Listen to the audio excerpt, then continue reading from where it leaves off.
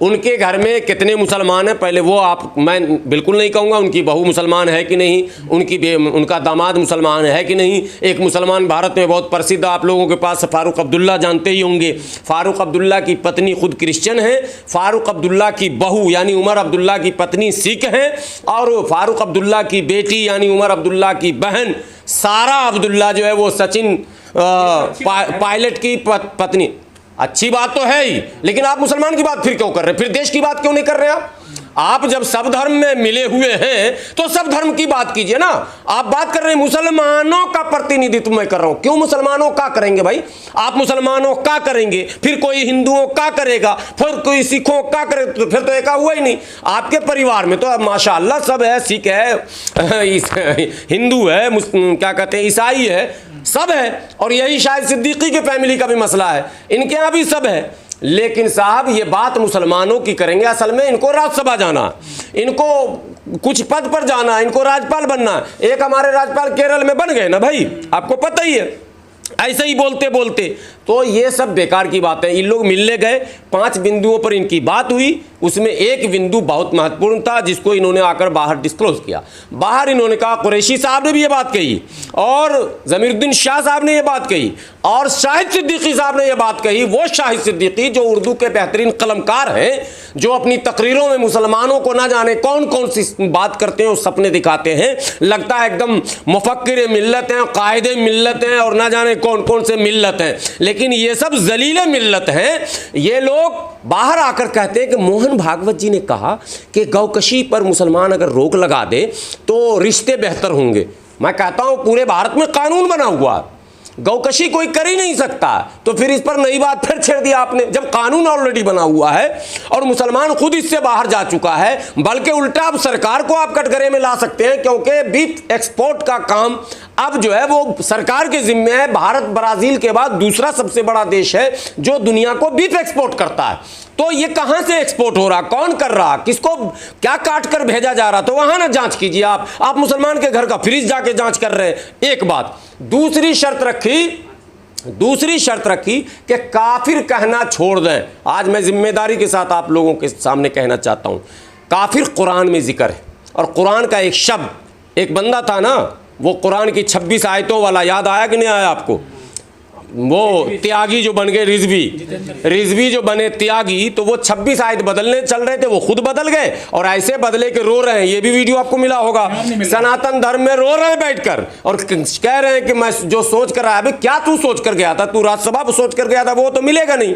तू तो ना इधर करा ना उधर करा। अब ये लोग भी उसमें कहते हैं काफिर शब्द, काफिर के माने इनकार करने वाला, काफिर के माने एक ईश्वरवाद पर जिसकी आस्था नहीं हो, जो किसी शक्ति को सर्वशक्तिमान ना माने, उसको काफिर कहते हैं। इसमें कोई गाली तो है नहीं, और जिसमें गाली है उस पर गर्व कर रहे हैं। जिसमें गाली है, मैं आज आपके सामने कहता हूं, गूगल देखकर सारे viewers, what is meaning of Hindu? Hindu भाइयों, आप कहते हो गर्व से कहो हम हिंदू हैं, हिंदू के माने क्या है, और ये नाम किसने दिया है? ये नाम भी आपको किसी ने दिया है साहब गिफ्ट में, और इस नाम के माने समझ लेंगे क्या है। तो आप इस नाम पर गर्व कर रहे हैं, और कुरान ने काफिर उसको कहा जिसको वेद ने भी काफिर कहा, जिसको बाइबल ने भी काफिर कहा, जिसको गुरु ग्रंथ साहब ने भी काफिर कहा। काफिर के मतलब एक ईश्वरवाद का इनकार करने वाला, यानी खुद शक्तिमान मानने वाला, खुद अपने आप को सब कुछ मानने वाला, यानी कि शैतानी फितरत वाला, जो ये कहे कि जमीन आसमान धरती हवा सूरज ये सब मेरे हाथ में है, उसको कुरान की भाषा में काफिर कहते हैं। तो ज़मीरुद्दीन शाह साहब ने और कुरैशी साहब ने और शाहिद सिद्दीकी साहब ने ये कहा कि मोहन भागवत जी ने कहा कि मुसलमान काफिर बोलना छोड़ दे तो हम लोग के रिश्ते बनेंगे। मुसलमान काफिर किसको बोल रहा भाई? कुरान काफिर बोल रहा, और कुरान क़यामत तक नहीं छोड़ेगा। तो अब कुरैशी साहब ये बताएं कि वो मुसलमान की तरफ से गए थे, या फिर उस रिजवी, पूरा नाम मैं भूल जाता हूँ, अच्छा भूल ही जाऊँ तो अच्छा है, त्यागी, वसीम रिजवी की तरफ से गए थे क्या? ये पांचों जो है वसीम रिजवी की तरफ से मोहन भागवत से मिलने गए थे। अगर मुसलमान की तरफ से मिलने जाते तो जैसे मैं माने बता रहा हूं काफिर के, वो माने बताते मोहन भागवत को, और साथ में मोहन भागवत जी को वो हिंदू धर्म के भी माने, धर्म नहीं हिंदू शब्द के भी वो मायने बता देते। तब तो मैं समझता कि ये मुसलमानों की तरफ से गए थे। ये तो वसीम रिजवी की तरफ से गए थे, पैरवी करने गए थे कि कुछ वसीम रिजवी को आपने नहीं बनाया, कोई बात नहीं है, कम से कम हमको तो बना दीजिए। अरे कुरैशी साहब, बुढ़ापा आ चुका है, अल्लाह अल्लाह कीजिए, ऊपर वाले का नाम लीजिए, जो दौलत कमाए हैं 2 नंबर का वो सब दान कीजिए, वरना आप भी जहन्नम में चले जाइएगा। आप ये चीज़ है, इसलिए आप इसको कभी मत कहिए कि मुस्लिम इंटेलेक्चुअल मिले तो मुस्लिम ने उपाधि दी, ये सब नहीं। न मुसलमानों ने उपाधि दी, न मुसलमान उपाधि किसी को देगा। मुसलमान उपाधि देगा जो राष्ट्र के लिए अपना तन मन धन सब कुछ समर्पित करेगा, समाज को जोड़ेगा, देश को जोड़ेगा, संविधान को मजबूत करेगा, लोकतंत्र को मजबूत करेगा, उसको हम उपाधि देंगे। और व्यक्ति विशेष ने उन्हें राष्ट्रपिता कहा। और एक बात आप याद रखें, भारत जो है 1 अरब से अधिक आबादी, बार बार प्रधानमंत्री जी भी कहते हैं 135 करोड़ की आबादी है।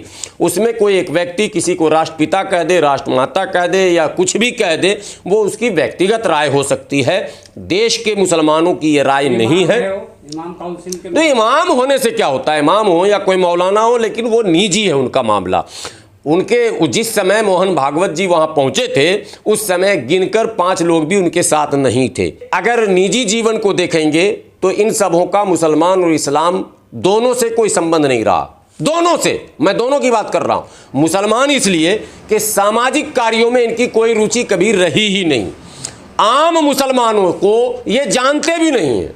ये लोग बड़े घराने के बड़े औलाद रहे, पढ़ लिख कर IAS IPS बने। इन्होंने पढ़ने के बाद ये भी IAS, नजीब जंग भी और ज़मीरुद्दीन भी अपर मैंने ये, और ये कुरैशी साहब, ये लोग अपना पद पे चले गए। असल में क्या हुआ कि इन लोग पहले थे कांग्रेसी, एक मनुवादी की चमचागिरी करते करते वहाँ तक तो ये पहुँच लिए। नजीब जंग उपराज्यपाल बन गए, कुरैशी साहब चुनाव आयुक्त बन गए, ज़मीरुद्दीन शाह साहब जो है अलीगढ़ के चांसलर बन गए, शाहिद सिद्दीकी राज्यसभा में थे। तो समाज के सपा बता तो रहा हूँ, अभी बोलूंगा, फिर लोग, मैं दुश्मनी बहुत लेता हूँ। शाहिद सिद्दीकी तो वो भी थे ना, पत्रकार भी थे, अखबार भी था। तो आप बोल रहे हो, अब मैं कह रहा हूँ राज्यसभा में थे। नई दुनिया बड़ी अखबार थी, खत्म हो गई उनकी अखबार भी, उनका सब कुछ लुट गया। नहीं, इंडिया में तो पहले से बवाल आपको पता ही है हिजाब का था। लेकिन आपको लोगों को ये बता दूं कि भारत धर्म प्रधान देश है। हिंदू, मुस्लिम, सिख, ईसाई, जैन, पारसी, बौद्ध, इस तरह के कई धर्म प्रधान देश। धर्मनिरपेक्ष है? नहीं, धर्मनिरपेक्ष तो है ही, सेकुलर देश है सर। सेकुलर देश है, लेकिन धर्म प्रधान है, मतलब कई धर्म के लोग यहाँ हैं। हाँ। जैसे कहते हैं ना कृषि प्रधान, सुना होगा आपने, तो धर्म प्रधान मैं एक नया नाम देता हूँ कि तमाम धर्म के लोग, दुनिया के और देशों में इतने धर्म के लोग नहीं हैं। और एक बात भारत में और है कि भारत के लोग अपने धर्म के धर्मगुरुओं की बात खूब सुनते हैं। हिंदू अपने धर्मगुरु का, मुसलमान अपने धर्मगुरु का, सिख अपने धर्मगुरु का, ईसाई अपने धर्मगुरु का, बौद्ध अपने धर्मगुरु का, जैन अपने धर्मगुरु का। तो धर्मगुरुओं के प्रवचन और तकरीर को सुनने वाले लोग जितना संविधान को नहीं जानते हैं उससे ज़्यादा अपने धर्म को जानने लगते हैं। जानना संविधान चाहिए था ज़्यादा, लेकिन बहरहाल संविधान से ज़्यादा सभी लोग धर्म को इसलिए जानते हैं कि संविधान का कोई पाठ नहीं होता, संविधान का क्लास जो है वो नहीं हो पाता, लेकिन बाज़ाब्ता धर्म का क्लास और पाठ होता है। ऐसे में सवाल ये पैदा होता कि क्या धर्म आपको इस बात की अनुमति देता, कोई भी धर्म, यानी रिलीजन की बात कर रहा हूं, कोई भी धर्म आपको इस बात की अनुमति देता है क्या कि आप अश्लीलता को परोसें, आप अश्लीलता को बढ़ावा दें? अगर कोई धर्म ऐसा अनुमति देता है तो मैं उस धर्म गुरु को आपके चैनल के माध्यम से कहता हूं, आप आकर कैमरे पर बोलिए कि हमारा धर्म कहता है अश्लीलता को आम कर दो, अश्लीलता को परोसो। तो अश्लीलता रोकने का इस्लाम ने भी माध्यम बताया और वेद में बाज़ाब्ता इसका जिक्र है और कई धार्मिक ग्रंथों में इसका जिक्र है कि आपको पर्दे में रहना।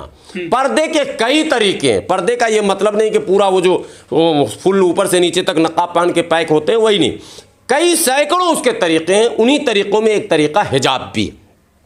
तो हिजाब को जिस तरह से यहाँ प्रचारित किया गया पहले, और जो गेम था इनका, जबकि हिजाब का वो इशू था नहीं, वो गेम किया गया इशू बनाने के लिए, सेम इसी तरह से ईरान में भी कोई हिजाब का इशू न था न है, इशू बनाया गया। और वेस्टर्न मीडिया और चूंकि आपको पता है ईरान का अमेरिका और इसराइल से 36 नहीं 36 दूनी 72 का आंकड़ा है, ये सारी दुनिया जानती है, भारत के लोग भी जानते हैं। इस्राइल और अमेरिका का पूरी इस धरती पर सबसे बड़ा कोई दुश्मन है तो वो है ईरान।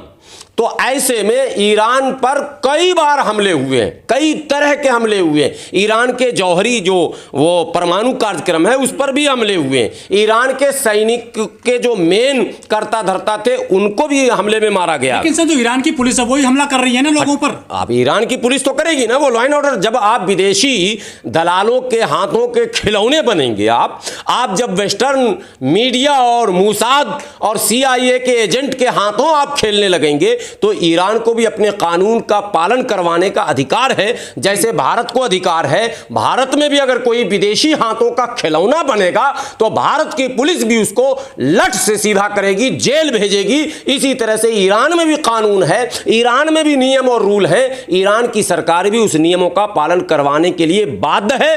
कोई यदि ईरान की महिला या ईरान का पुरुष यदि सोचता है कि हम वेस्टर्न कल्चर में ढल जाएंगे, हम अश्लीलता को सरेआम परोसेंगे या यहाँ के नियमों की धज्जी उड़ाएंगे या फिर मोसाद और CIA के इशारे पर हम अपने देश में अस्थिरता लाएंगे, ईरान की फौज, ईरान की पुलिस उसे सबक सिखाएगी। वो उसका अधिकार है। नहीं कोई कट्टरता, वो नियम है। पहले काफी खुला था ना, वैसे ही नियम।